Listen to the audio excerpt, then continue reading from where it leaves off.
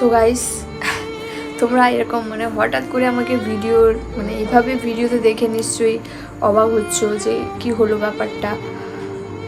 আমি এটা সোশ্যাল মিডিয়াতে আনতে চাইনি, বাট তাও একদিন স্টিল হয়ে গেছে। তো ভিডিওটা আমি আজকের বানাচ্ছি।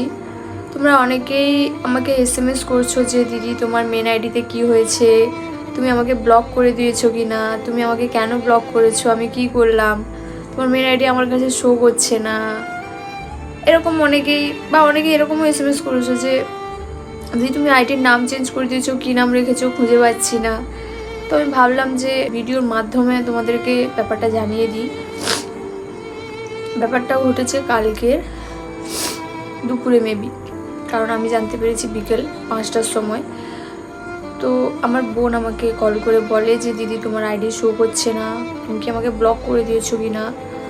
তো তখন আমি ইনস্টাগ্রাম ওপেন করি, আর সঙ্গে সঙ্গে এই যে স্ক্রিনশটটা তোমরা এখানে দেখতে পাচ্ছ, এটা আমি দেখতে পাই মানে আমার আইডি সাসপেন্ড হয়ে গেছে।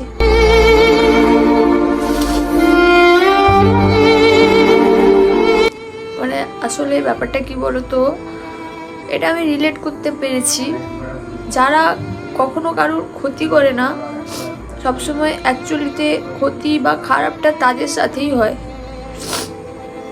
আজ পর্যন্ত আমাকে এতজন রোস্ট করেছে, এত বাজে বাজে গালাগালি দিয়ে রোস্ট করেছে, কোনোদিনও একটা স্ট্রাইক তো দূরের কথা, একটা রিপোর্ট অবধি মারিনি। আর আমার আইডি আজকে